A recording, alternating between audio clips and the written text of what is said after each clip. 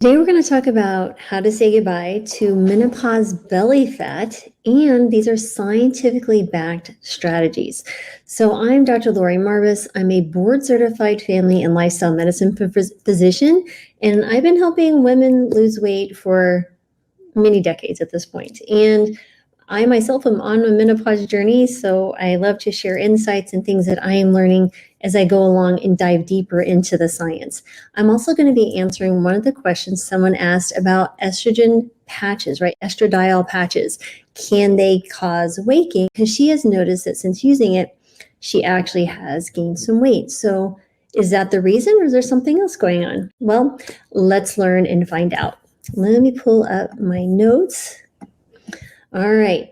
So first of all, I think you guys are going to know, if you've been watching this channel for any amount of time or subscribed, I am a big fan of a whole food plant-based diet. So strategy number one is indeed a balanced whole food plant-based diet, right? So there was a study in 2018 that showed that women who followed a diet that was low in processed foods, and that includes vegan processed foods and low in sugars, had a 24% lower risk of significant weight gain during menopause. So what is a whole food plant-based diet? That is a diet that is full of fruits, veggies, beans, and whole grains, and a smaller amount of nuts and seeds, probably no more than a quarter cup or so a day for women. Next is regular physical activity. Again, these are going to be pretty straightforward, but I want to get to the hormone replacement therapy at the end, so hang on. Next is, again, like I had mentioned, which type of exercise? Well, actually, both are really important, right? So what they found is that aerobic and exercises and resistance training are really important. So aerobic exercises are going to be things like walking or cycling, and along with strength training, because they both will condition your body in different ways, right? And they're synergistic. Now, will the exercise cause the weight loss? Not necessarily. What they found in research is that actually the exercise helps you maintain the weight loss. So there was a study back in 2014 that reported menopausal women who engaged in at least 150 minutes of moderate intensity aerobic activity per week experienced a 3% reduction in body weight over a year. And what that means is when you are talking, that's probably just nice and low, moderate, low stress exercise, right? So moderate intensity would be if you're walking pretty good with a vest on or something, and you're like having to take a little breath to finish your sentence. That would be more of a moderate intensity type exercise. So why do I also encourage resistance training? The really important thing here is that we're building muscle mass. And women, especially in this perimenopausal, menopausal transition time, we're at that increased risk of losing muscle mass, right? We have that, what we describe as sarcopenia. So one of the things you want to make sure is eating those really important whole grains and legumes that are higher in protein to help support muscles as they are growing, as you're strength training them. All right. Next is behavior strategies. You're like, okay, well, of course, behavior strategies. Well, which one? Well, what they found is that incorporating certain things like mindful eating, stress management techniques, and ensuring adequate sleep are really crucial for weight management. So what this means is let's look at your habits and then let's try to optimize those, right?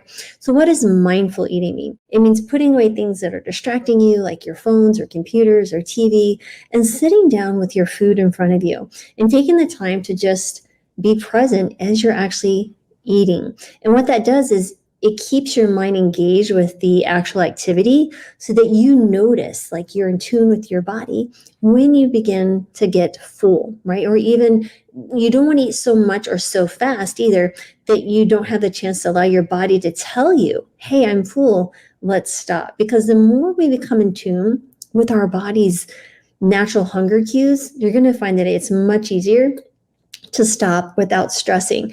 And then you won't feel like, hey, there is an empty bag of potato chips in my hand. How did that get there? Yes, mine is the Girl Scout Thin Mint cookies. I was like, look at that. A sleeve is gone of all the cookies. It can absolutely happen, and it has happened. Okay, so what else does that mean? Well, there was an interesting study.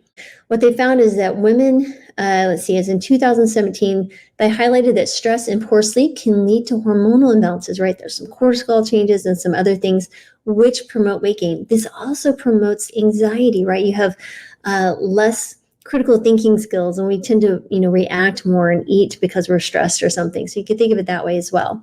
Their study indicated that women who practiced stress reduction techniques and maintained regular sleep patterns had a 15% lower likelihood of experiencing weight gain during menopause. One of my favorite ways to deal with stress and maintain a really good positive light to start my day is what I call my morning mindful walks. And I've done some videos on mindful walking in the past, but what I like to do is really take that time to just kind of set my intentions for the day, be really mindful of what's going on around me, enjoying the trees and the birds or whatever that might be. If you're unable to walk, you can also do, sitting by a window, drinking some tea, some kind of stress reduction where that you're just taking time to take your breather, be grateful for the day. I practice gratitude during that time as well, being thankful for the people in my life and you and just the opportunities to help people, and just understand that once I take care of my inner space, the rest of the day seems to take care of itself, right?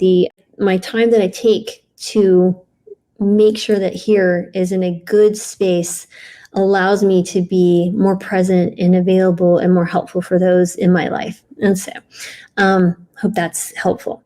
Next is hormone replacement therapy. And part of my journey has been using hormone replacement therapy, or menopause hormone therapy is now what it's called. But it can actually be a pretty helpful tool. So when you actually look at the research, estradiol doesn't necessarily cause the weight gain when you use it during a particular time frame.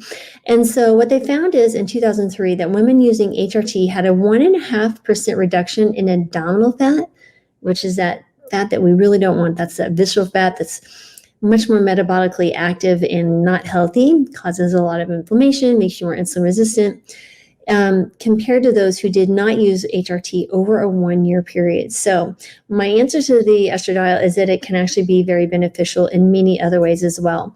And I will probably do a deeper dive on cholesterol and HRT because I had some questions. I have my own experience with that. So I hope you found this helpful.